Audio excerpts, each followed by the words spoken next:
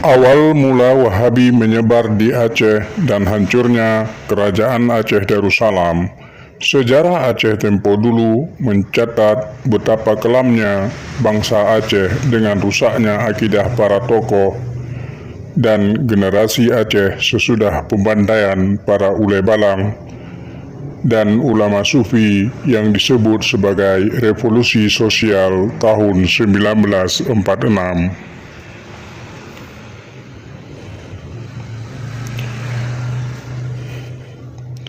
Semenjak tahun 1953, kehidupan umat Islam di Aceh yang Ahlul Sunnah wal Jamaah Safiyah telah diganggu dan diusik. Ada pihak-pihak yang ingin merubah pemahaman yang dianut masyarakat Aceh. Mereka yang datang dan menyusup ke dalam tubuh pemerintahan dan militer saat itu.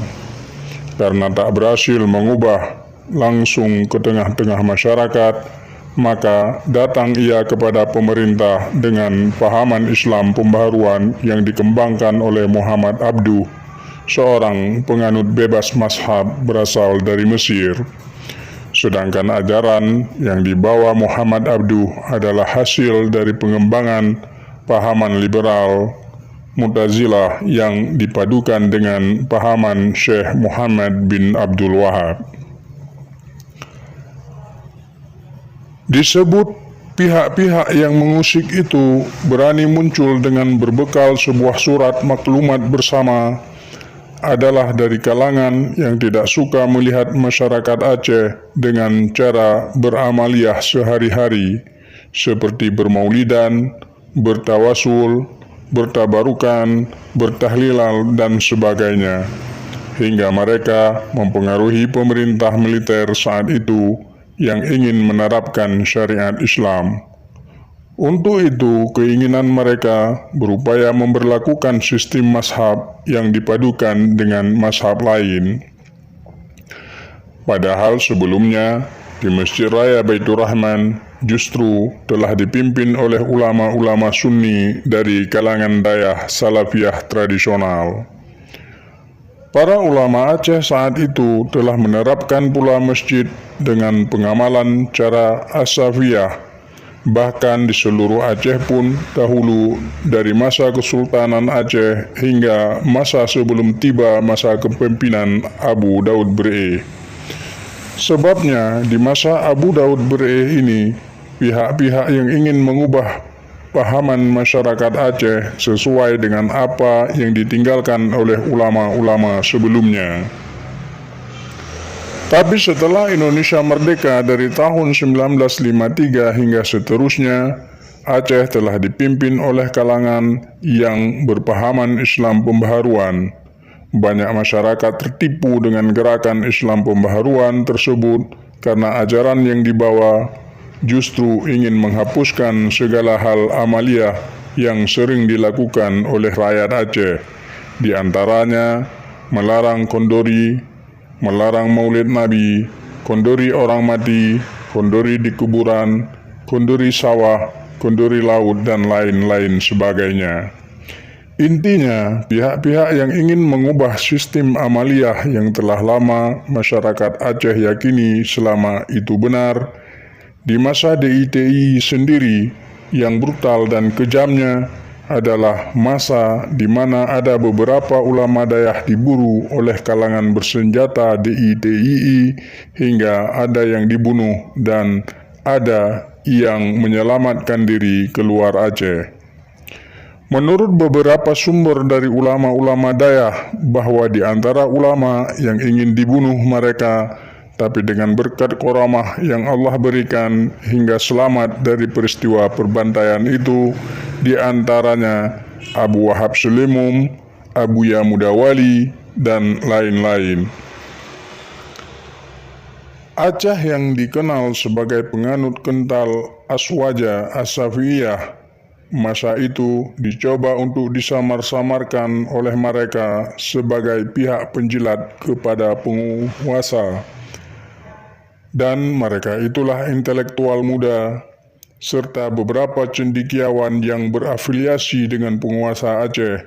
Bahkan keberadaan Pusa yang telah dibentuk pada tahun 1939 telah dijadikan sebagai wadah tempat berkumpulnya para ulama-ulama yang telah terkontaminasi Wahabi yang anti kepada ulama-ulama Daya.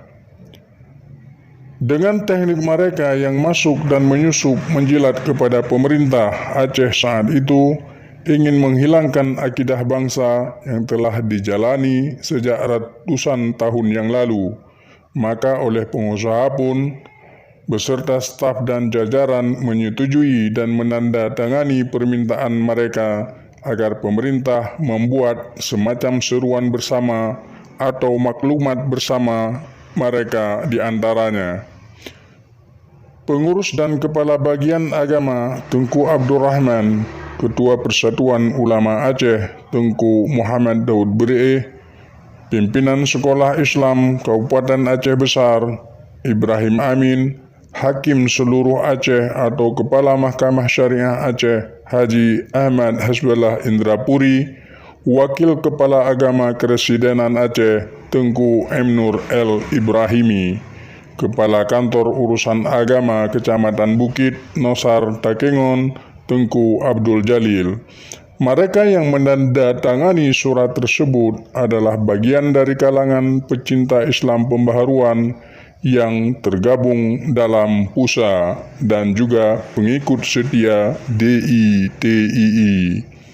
Setelah ditandatangani surat maklumat tersebut, kemudian dibagi-bagikan kepada seluruh rakyat Aceh.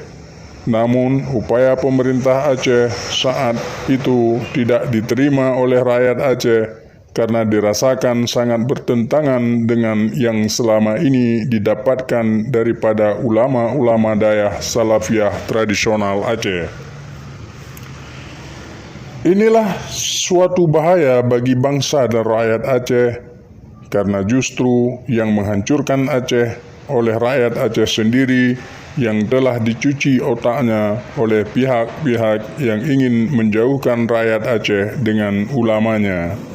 Maka akibat bagi orang-orang yang menafikan, menghilangkan dan melupakan sejarah, maka bangsa tersebut akan menanggung malu dan hinaan dari bangsa-bangsa lain, seperti kata pepatah, bangsa yang terhormat adalah bangsa tidak melupakan sejarah bangsanya.